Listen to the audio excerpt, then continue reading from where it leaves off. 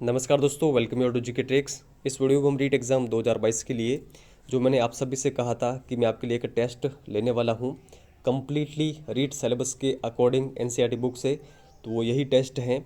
देखिए, इस वीडियो के अंतर्गत हम 60 क्वेश्चन देखने वाले हैं रीट सिलेबस के अकॉर्डिंग। आपको अपना टारगेट क्या रखना है? देखिए, पेपर का लेवल मैंने काफ़ी शानदार रखा है। अगर आप इन 60 प्रश्नों में से 40 भी सही कर पाते हैं तो भी आपकी जो स्थिति है वो काफ़ी शानदार है। तो आपका जो टारगेट है वो है 40 प्लस का। 40 प्लस का अगर आपका टारगेट आप अचीव कर पाते हैं तो आपकी तैयारी शानदार है। अगर थोड़े बहुत कम भी रहते हैं तो भी आप कवर कर सकते हैं। और टेस्ट को अटेम्प्ट करने का सबसे बेस्ट तरीका है कि आप एक ब्लैंक पेपर ले लें, क्वेश्चन नंबर जितने भी हैं ये लिख लें आप। अगर आपका क्वेश्चन फर्स्ट सही होता है तो उसके आगे राइट का मार्क लगा लें, जो क्वेश्चन गलत होता है उसके आगे गलत का चिन्ह लगा दे। वीडियो के एंड में आपको पता चल जाएगा कि आपका कितना स्कोर रहा है, और जो भी स्कोर रहे वो आप इस वीडियो के एंड में कमेंट सेक्शन में शेयर करिएगा। तो चलिए शुरुआत करते हैं क्वेश्चन नंबर फर्स्ट से। निम्न में से कौन सा कथन गलत है वो यहाँ पर हमें देखना है। पृथ्वी से चंद्रमा की दूरी 3,84,000 किलोमीटर है। चंद्रमा पृथ्वी का एक चक्कर लगभग 27 दिनों में पूरा करता है। मंगल ग्रह के उपग्रह नहीं है। आंतरिक ग्रह चट्टानों से बने हुए हैं। तो यहाँ पर कौन सा कथन गलत है? मैं देखिए 5 या 10 सेकंड का गैप रखूँगा आंसर बताने में, ताकि आप इसका आंसर सोच सकें, या फिर आप वीडियो को पॉज करके भी अपना आंसर लगा सकते हैं। देखिए, इस क्वेश्चन का सही आंसर क्या होगा? गलत कथन कौन सा है? गलत कथन है ऑप्शन नंबर सी। देखिए, जो मंगल ग्रह है इसके कुल 2 उपग्रह हैं। यहाँ पर गलत दे रखा है कि इसके उपग्रह नहीं है, इस कारण ये गलत कथन है। बाकी जितने भी कथन है ये सही है, तो ये फैक्ट आप ध्यान रखिएगा। और ये सारा फैक्ट एनसीईआरटी बुकों में दे रखा है, जो भूगोल वाली बुक है उसमें। ऋतु परिवर्तन पृथ्वी की किस गति के कारण होता है? परिक्रमण, परिभ्रमण, गुरुत्वाकर्षण या फिर कोई नहीं? देखिए, सही आंसर क्या होगा? जो ऋतु परिवर्तन है इसका मेन कारण है परिक्रमण, यानी जो पृथ्वी सूर्य के चारों ओर चक्कर लगाती है, इस कारण ऋतु परिवर्तन होता है। तो आप ये ध्यान रखिएगा। और जो पृथ्वी का अक्षीय झुकाव है वो भी ऋतु परिवर्तन में योगदान देता है, तो आप ये ध्यान रखिएगा। आगे हमारा थर्ड क्वेश्चन है, ज्वालामुखी और उनके क्षेत्र के संबंध में गलत युग्म कौन सा है वो आपको बताना है। Kilimanjaro, Tanzania, Fujiyama, Japan, Stromboli Lipari द्वीप, नारकोंडम, इंग्लैंड। देखिए, सही आंसर होगा यहाँ पर हमारा ज्वालामुखी जो पर्वत है और उनके जो क्षेत्र हैं उनके संबंध में गलत दे रखा है ऑप्शन नंबर डी। देखिए, नारकोंडम जो ज्वालामुखी पर्वत हैं ये स्थित है भारत के अंतर्गत, ठीक है, जो अंडमान निकोबार द्वीप समूह है वहाँ पर। यहाँ पर इंग्लैंड दे रखा है, इस कारण ये गलत है। बाकी जितने भी यहाँ पर ये है ये सभी सही हैं। और ये लिपारी द्वीप कहाँ पर है? तो ये भूमध्य सागर में है। तो यहाँ पे ध्यान रखिएगा, स्ट्रोम्बोली को भूमध्य सागर का प्रकाश स्तंभ भी कहा जाता है। निम्न में से कौन सा कथन गलत है वो यहाँ पर आपको बताना है। वायुमंडल में ऊपर की ओर जाने पर वायुदाब गिरता है। समुद्र सतह पर वायुदाब सर्वाधिक होता है। अधिक तापमान वाले क्षेत्रों में वायुदाब उच्च रहता है। पवन सदैव उच्च दाब से निम्न दाब की ओर चलती है। कौन सा कथन गलत है वो बताना है। देखिए, सही आंसर होगा ऑप्शन नंबर सी। देखिए, अधिक तापमान वाले क्षेत्रों में जो वायुदाब होता है वो निम्न होता है, ना कि उच्च होता है। और जहाँ पर कम तापमान होता है वहाँ पर जो वायुदाब होता है वो क्या होता है? वो उच्च होता है। तो आप ये ध्यान रखिएगा। बाकी जितने भी कथन हैं ये सत्य हैं। आगे यहाँ पर है, मॉन्ट्रियल प्रोटोकॉल 1987 का संबंध किससे है?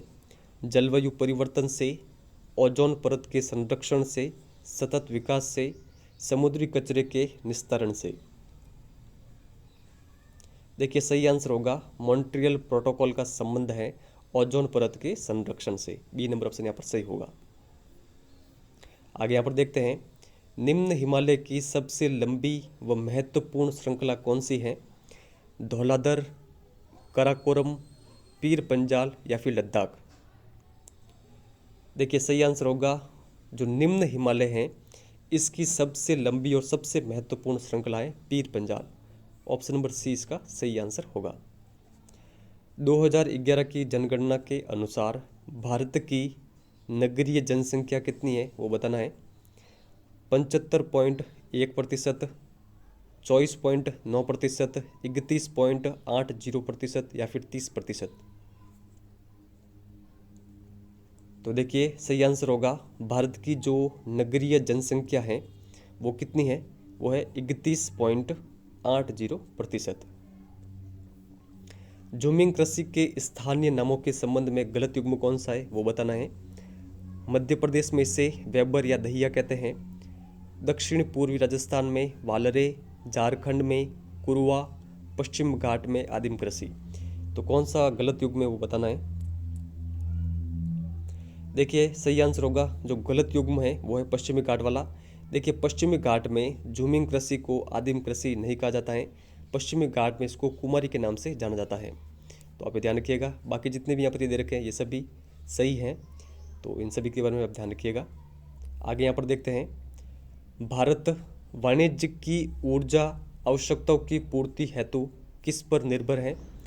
पेट्रोलियम पर, कोयले पर, लोहा पर, यूरेनियम पर। तो देखिए सही आंसर होगा ऑप्शन नंबर बी, कोयले पर। वायु परिवहन का राष्ट्रीयकरण कब हुआ। 1950, 1951, 1953 या फिर 1956 में। देखिए इसका सही आंसर होगा, जो वायु परिवहन है इसका राष्ट्रीयकरण 1953 के अंतर्गत हुआ था। ऑप्शन नंबर सी इसका सही आंसर होगा। निम्नलिखित कथनों पर विचार कीजिए। लोथल से बंदरगाह के अवशेष मिले हैं। धौलावीरा नगर 2 भागों में बटा हुआ था। अग्नि, इंद्र, सोम ऋग्वेद के प्रमुख देवता थे। वैदिक प्रार्थनाओं की रचना दस्यु या फिर दास ने की है। तो यहाँ पर आपको क्या बताना है, सत्य कथन कौन कौन से वो बताना है। देखिए आप वीडियो को पॉज करके भी आंसर लगा सकते हैं। अब मैं आपको इसका सही आंसर बताता हूँ। देखिए जो पहला कथन है, कथन नंबर ए, लोथल से बंदरगाह के अवशेष मिले हैं, ये कथन सही है। जो सेकंड कथन है, धौलावीरा नगर 2 भागों में बटा हुआ है, ये कथन गलत है, क्योंकि जो धौलावीरा नगर है ये 3 भागों में बटा हुआ है। और जो थर्ड कथन है सी नंबर, अग्नि, इंद्र, सोम ऋग्वेद के प्रमुख देवता हैं, तो ये कथन सही है। वैदिक प्रार्थनाओं की रचना दस्यु या दास ने की है, ये कथन गलत है, क्योंकि वैदिक प्रार्थनाओं की जो रचना की गई है वो की गई है आर्यों के द्वारा, ना कि दस्यु या दास के द्वारा। तो आप ये ध्यान रखिएगा, जो आर्य लोग थे वे अपने विरोधियों को दस्यु या दास कहते थे। तो ये आप ध्यान रखिए। तो यहाँ पर सत्य कथन है कथन ए और सी। तो ऑप्शन नंबर कौन सा सही होगा, ए सी वाला, थर्ड नंबर ऑप्शन। आगे देखते हैं यहाँ पर, महाजनपद काल में फसलों पर कर लगाया जाता था 1/2, 1/3, 1/6 या फिर 1/8 भाग पर। देखिए सही आंसर क्या होगा यहाँ पर, इसका सही आंसर होगा 1/6 भाग पर कर लगाया जाता था। जितनी भी फसल होती थी उसका 1/6 कर के रूप में लिया जाता था। 4 आर्य सत्य का उल्लेख है बौद्ध धर्म में, जैन धर्म में, हिंदू धर्म में या फिर सिख धर्म में। देखिए सही आंसर होगा 4 आर्य सत्यों का उल्लेख है बौद्ध धर्म में, ए नंबर ऑप्शन यहाँ पर सही आंसर होगा। तो आप ध्यान रखिएगा। अशोक के अधिकतर अभिलेख किस भाषा और लिपि में मिले हैं। संस्कृत और खरोष्टी, प्राकृत खरोष्टी, प्राकृत ब्राह्मी या फिर संस्कृत ब्राह्मी। देखिए इसका सही आंसर होगा, अशोक के जो अधिकतर अभिलेख हैं वो हमें उसकी इनकी भाषा क्या है, इनकी भाषा तो है प्राकृत और लिपि है ब्राह्मी। तो सी नंबर ऑप्शन इसका सही आंसर होगा। हरिसेन किसका दरबारी कवि था। श्रीगुप्त, चंद्रगुप्त प्रथम, समुद्रगुप्त या फिर कुमारगुप्त। देखिए सही आंसर होगा, हरिसेन दरबारी कवि था समुद्रगुप्त का, सी नंबर ऑप्शन सही आंसर होगा। कीर्तन घोष किसकी रचना है। सूरदास, कबीर, रविदास, शंकरदेव। तो इसका सही आंसर क्या होगा, इसका सही आंसर है कीर्तन घोष नामक जो ये रचना है, ये रचना है शंकरदेव की, जिनका संबंध है असम से। आगे यहाँ पर देखते हैं, 1857 के विद्रोह के केंद्र व उनके नेताओं के संबंध में कौन सा कथन यहाँ पर युग्म गलत है। फैजाबाद, मौलवी अहमद उल्ला, जगदीशपुर कुंवर सिंह, लखनऊ नाना साहब तात्या टोपे, बरेली खान बहादुर खान। तो देखिए इसका सही आंसर क्या होगा? सही आंसर होगा इसका ऑप्शन नंबर सी। देखिए लखनऊ में नाना साहब और तात्या टोपे ने विद्रोह का नेतृत्व नहीं किया था। तो इन दोनों के द्वारा कहाँ पर नेतृत्व किया गया था? कानपुर के अंतर्गत। तो आप ये ध्यान रखिएगा। और जो बेगम हजरत महल है उन्होंने नेतृत्व किया था लखनऊ में। बाकी जितने भी कथन है ये सही है, तो इन सभी नेताओं के नाम आप ध्यान रखिएगा। निम्न में से कौन सा कथन सत्य है वो बताना है। प्रार्थना समाज की स्थापना आत्माराम पांडुरंग ने 1857 में की। विवेकानंद जी शिकागो में अपना व्याख्यान 11 सितंबर 1883 को दिया। वेदांत कॉलेज हिंदू कॉलेज कलकत्ता की स्थापना राजा राममोहन राय ने की। दयानंद सरस्वती का देहावसान जोधपुर में हुआ। इन चारों कथनों में से कौन सा कथन सत्य है वो हमें बताना है। तो देखिए सही आंसर क्या होगा? इसका सही आंसर होगा ऑप्शन नंबर सी। देखिए वेदांत कॉलेज और हिंदू कॉलेज की स्थापना राजा राममोहन राय ने की थी। बाकी जितने भी कथन हैं इनमें क्या गलत है वो देख लेते हैं। देखिए प्रार्थना समाज की स्थापना तो आत्माराम पांडुरंग ने की थी, लेकिन ये की गई थी 1867 के अंतर्गत। और जो बी कथन ये किस कारण गलत है? देखिए जो स्वामी विवेकानंद जी है इन्होंने शिकागो में जो अपना व्याख्यान दिया था वो दिया था 11 सितंबर 1893 में। तो आप ये थोड़ा सा ध्यान रखिएगा। और जो दयानंद सरस्वती है इनका जो देहावसान हुआ था वो हुआ था अजमेर के अंतर्गत, ना कि जोधपुर में। जोधपुर में तो इनको नन्ही जान के द्वारा जहर दे दिया गया था। तो ये फैक्ट आप ध्यान रखिएगा। यहाँ पर कौन सा युग्म असुम्मिलित है वो बताना है। असहयोग आंदोलन 1920, चोरा चोरी कांड 5 फरवरी 1922, सविनय अवज्ञा आंदोलन 1930, भारत छोड़ो आंदोलन जनवरी 1942। देखिए सही आंसर होगा ऑप्शन नंबर डी। भारत छोड़ो आंदोलन की शुरुआत अगस्त 1942 में होती है, ना कि जनवरी 1942 में। बाकी जितने भी यहाँ पर ये कथन है ये सभी सही है, तो इन सभी के बारे में आप ध्यान रखिए। आगे देखते हैं। यहाँ पर भारतीय शिक्षा का मैग्ना कार्टा कहा जाता है। 1832 का शिक्षा सुधार, 1854 का वुड डिस्पैच, 1835 का मैकाले पत्र, या फिर 1909 का भारत सरकार अधिनियम। देखिए इसका सही आंसर क्या होगा? भारतीय शिक्षा का मैग्ना कार्टा कहलाता है 1854 का वुड डिस्पैच। तो ये आप ध्यान रखिएगा। आगे यहाँ पर देखते हैं। किस संविधान संशोधन द्वारा मूल कर्तव्यों को संविधान में स्थान दिया गया? 42वां संविधान संशोधन, 44वां संविधान संशोधन, 76वां संविधान संशोधन, या फिर 86वां संविधान संशोधन। तो देखिए मूल कर्तव्यों को संविधान में ऐड किया गया था 42वें संविधान संशोधन के द्वारा। ए नंबर ऑप्शन सही होगा। प्रारूप समिति का गठन कब किया गया? 22 जनवरी 1947, 29 अगस्त 1947, 15 अगस्त 1947, 26 जनवरी 1950। तो देखिए प्रारूप समिति का गठन 29 अगस्त 1947 को किया गया है। तो आप ध्यान रखिएगा।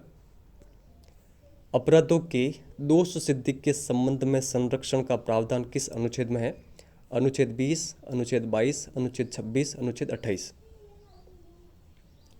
तो देखिए सही आंसर होगा अनुच्छेद 20 के अंतर्गत। बाल अधिकारों को भारत सरकार ने कब स्वीकृत किया? 11 दिसंबर 1991, 11 दिसंबर 1989, 11 दिसंबर 1992, 11 दिसंबर 1993। देखिए सही आंसर क्या होगा? बाल अधिकारों को भारत सरकार ने स्वीकृत किया था 11 दिसंबर 1992 के अंतर्गत। तो आप ध्यान रखिएगा। महालेखा परीक्षक की नियुक्ति कौन करता है? प्रधानमंत्री, राष्ट्रपति, राज्यपाल, लोकसभा अध्यक्ष। तो देखिए सही आंसर होगा राष्ट्रपति। आपातकाल के समय संसद विधानसभा का कार्यकाल कितने समय के लिए बढ़ा सकती है? 6 माह के लिए, 6 सप्ताह के लिए, 1 वर्ष के लिए, या फिर 1 माह के लिए। तो देखिए विधानसभा का कार्यकाल संसद आपातकाल के टाइम 1 वर्ष के लिए बढ़ा सकती है। राज्यपाल को सहयोग और सलाह देने के लिए मंत्रिपरिषद होगी किस अनुच्छेद के अनुसार? तो ये अनुच्छेद कौन सा है? अनुच्छेद 162, अनुच्छेद 163, अनुच्छेद 164 या फिर अनुच्छेद 165? तो देखिए इसका सही आंसर होगा अनुच्छेद 163 के अनुसार। निम्न में से कौन सा कथन गलत है वो आपको बताना है। पंचायत समिति के सदस्यों की न्यूनतम संख्या 15 है। जिला परिषद के सदस्यों की न्यूनतम संख्या 17 है। राजस्थान में 33 जिला परिषदें हैं। ग्राम पंचायत की बैठक की गणपूर्ति हेतु कुल संख्या की 1/10 उपस्थिति आवश्यक है। तो कौन सा कथन यहाँ पर गलत है वो बताइए आप। देखिए जो गलत कथन है वो है ऑप्शन नंबर डी। देखिए ग्राम पंचायत की बैठकों की गणपूर्ति के लिए जो कुल संख्या की जो उपस्थिति आवश्यक है वो है 1/3। ठीक है, तो आप ये ध्यान रखिए, यहाँ पर 1/10 दे रखा है जो कि गलत है। ग्राम सभा की बैठकों की गणपूर्ति के लिए 1/10 उपस्थिति आवश्यक होती है कुल सदस्यों की। आगे देखते हैं यहाँ पर भारत के प्रधानमंत्री ऑप्शन ए क्या है? राष्ट्रपति द्वारा चुने जाते हैं या फिर राज्यों के सीएम द्वारा चुने जाते हैं या फिर लोकसभा में बहुमत दल के नेता होते हैं या फिर चुने नहीं जाते हैं बल्कि वंशानुगत होते हैं। तो देखिए इसका सही आंसर क्या होगा? जो भारत के प्रधानमंत्री हैं ये लोकसभा में बहुमत दल के नेता होते हैं। सी नंबर ऑप्शन इसका सही आंसर होगा। चुनाव विभाग द्वारा प्रत्येक मतदान केंद्र के लिए किस अधिकारी की नियुक्ति की जाती है? BLO, मुख्य निर्वाचन अधिकारी, जिला निर्वाचन अधिकारी या फिर कोई नहीं? तो देखिए सही आंसर होगा BLO, बूथ लेवल ऑफिसर। किस स्थान पर नहर के अवशेष हमें प्राप्त हुए हैं? रंगमहल, नगरी, नांदसा या फिर कोई नहीं? देखिए सही आंसर होगा नगरी चित्तौड़गढ़ से हमें नहर के अवशेष मिले हैं।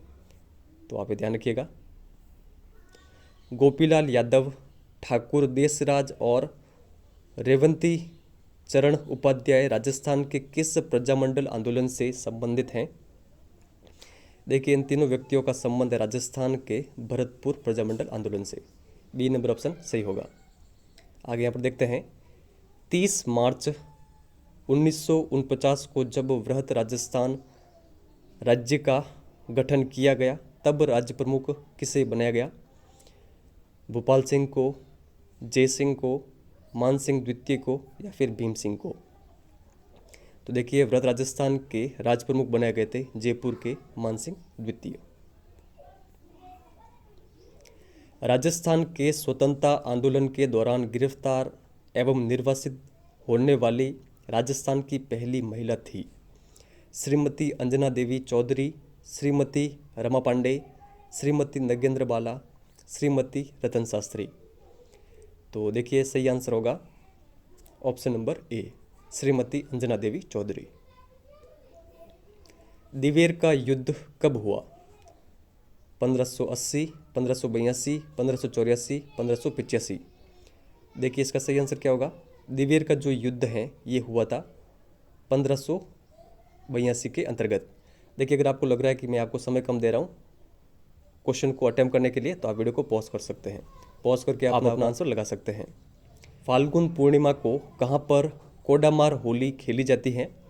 करौली, भिनाय, अजमेर या फिर बाड़मेर?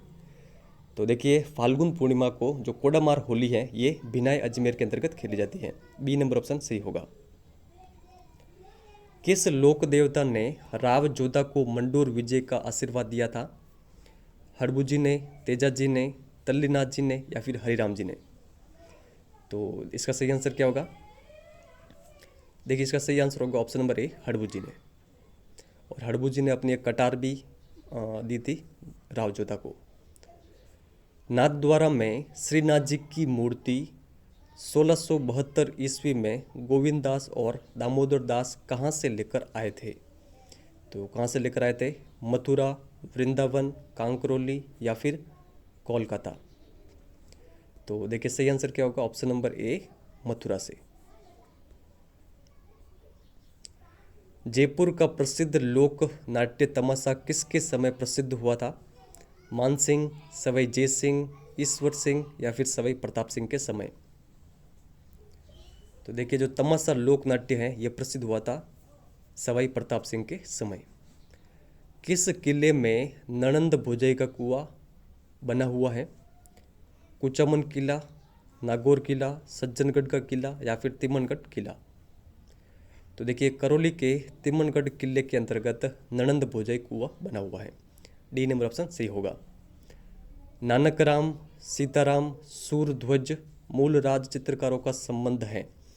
तो इन चारों चित्रकारों का संबंध किस चित्र शैली से है?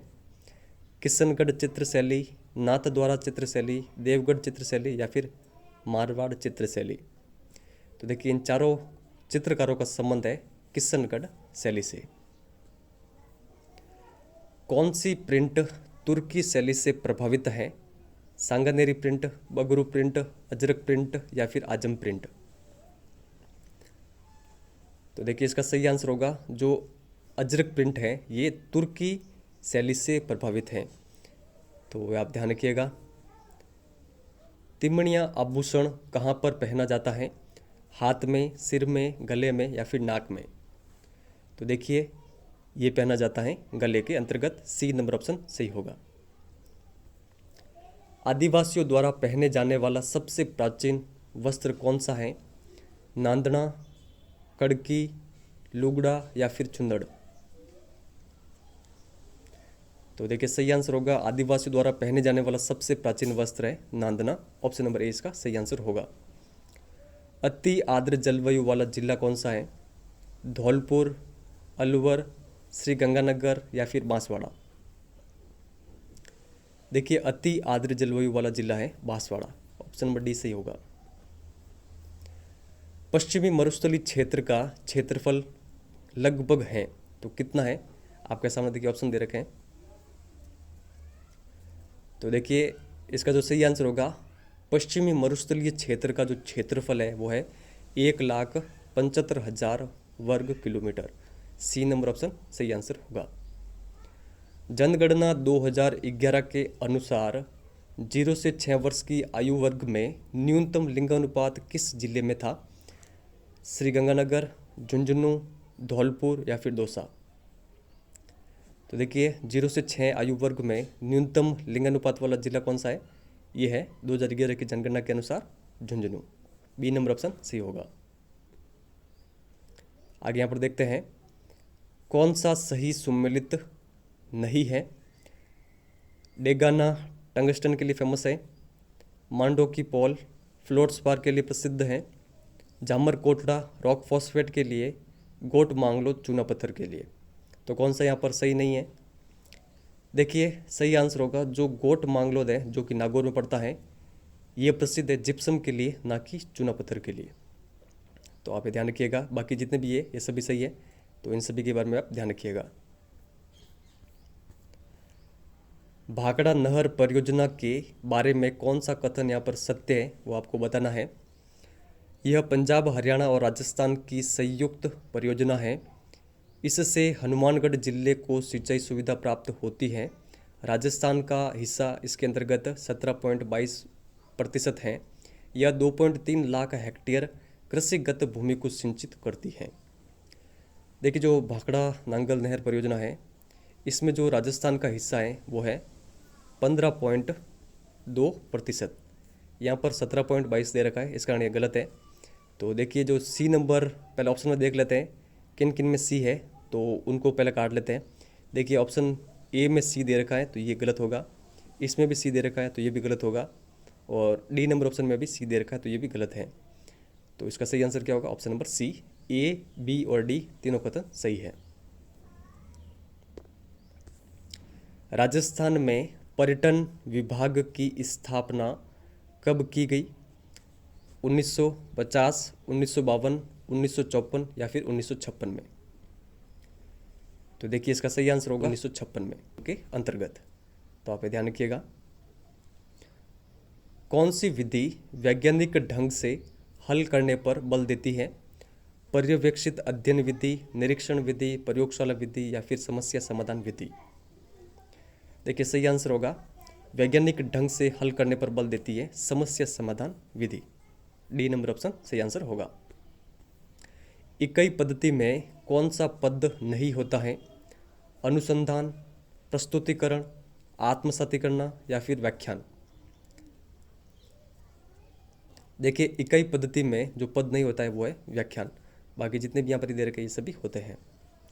सामाजिक ज्ञान शिक्षण कक्ष की सर्वाधिक महत्वपूर्ण आवश्यकता है?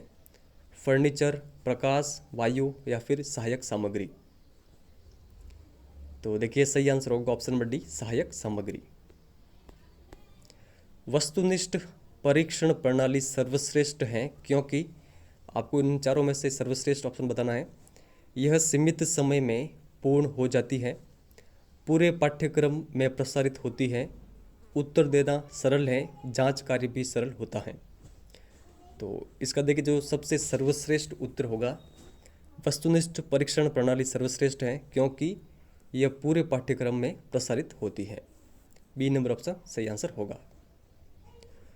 वह विधि जिसमें शिक्षक को विद्यार्थियों के प्रति पूर्ण उत्तरदायित्व की भावना रखनी पड़ती है, वह विधि कौन सी है? भ्रमण विधि, कहानी विधि, समस्या विधि, कोई नहीं। तो देखिए पूर्ण उत्तरदायित्व की भावना ये रखनी पड़ती है भ्रमण विधि के अंतर्गत। ए नंबर ऑप्शन सही आंसर होगा। सामाजिक अध्ययन शिक्षण का लक्ष्य नहीं है?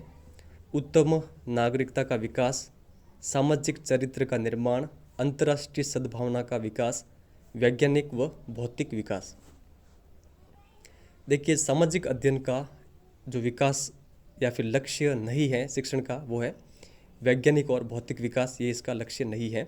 बाकी जितने भी ये लक्ष्य दे रखे हैं ये सभी सामाजिक अध्ययन के लक्ष्य हैं। संचार प्रक्रिया का सही क्रम निम्न में से कौन सा है? तो देखिए आपके सामने ये सारे ऑप्शन दे रखे हैं, वीडियो को पॉज करके आप इसका आंसर लगाएं। तो देखिए इसका जो सही आंसर होगा, संचार प्रक्रिया का सही क्रम इसमें जो है वो सबसे पहला होगा भेजने वाला, उसके बाद में उसका जो भी संदेश होगा वो संदेश, उसके बाद में जो भी माध्यम हो, और सबसे अंत में होगा प्राप्तकर्ता। भेजने वाला, संदेश, माध्यम, प्राप्तकर्ता, ये क्रम सही है। सीखने के प्रतिफल कब लागू हुए? तो देखिए किस सत्र में लागू हुए थे? 2015-16, 2016-17, 2017-18 या फिर 2018-19 में। देखिए 58 नंबर क्वेश्चन का सही आंसर होगा ऑप्शन नंबर सी, 2017-18 में सीखने के प्रतिफल लागू हुए थे। प्राय व्याख्या विधि होती है बाल केंद्रित, अध्यापक केंद्रित, पाठ्यक्रम केंद्रित या फिर सभी। देखिए इसका सही आंसर क्या होगा? इसका सही आंसर होगा ऑप्शन नंबर बी, जो व्याख्या विधि है ये अध्यापक केंद्रित होती है। और हमारा अंतिम प्रश्न है, सामाजिक अध्ययन के शिक्षण का गुण नहीं है? स्पष्टवादिता, सहनशीलता, पक्षपातपूर्ण दृष्टिकोण, अध्ययनशीलता। देखिए सही आंसर क्या होगा? इसका सही आंसर होगा ऑप्शन नंबर सी, पक्षपातपूर्ण दृष्टिकोण सामाजिक अध्ययन के शिक्षण का गुण नहीं है। बाकी यहाँ पर जितने भी दे रखे हैं ये सभी सामाजिक अध्ययन के शिक्षण के गुण हैं। तो देखिए यहाँ पर हमारा ये टेस्ट कंप्लीट होता है। आपका इन 60 प्रश्नों में से जो भी स्कोर रहा है कमेंट सेक्शन में लिख के ज़रूर बताएं। आपको ये पेपर किस प्रकार लगा है वो भी आप कमेंट सेक्शन में लिख के बताएं। मुझे काफ़ी अधिक समय लगा है इस पेपर को रेडी करने में, तो थोड़ा सा आप कमेंट में लिख के ज़रूर बताइएगा कि आपको ये पेपर किस प्रकार लगा है।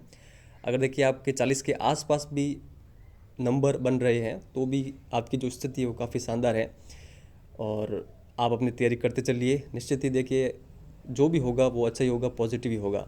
अगर हम पॉजिटिव सोचेंगे तो हमारे साथ पॉजिटिव ही होगा। तो इस वीडियो को अधिक से अधिक लाइक ज़रूर करिएगा, अधिक से अधिक फ्रेंड के साथ सजेस्ट भी ज़रूर करिएगा, उन्हें भी थोड़ा सा प्रेरित करिएगा टेस्ट देने के लिए। और देखिए जो भी नए स्टूडेंट है चैनल को सब्सक्राइब करके भी ज़रूर जाएँ। इस वीडियो में इतना ही है, धन्यवाद।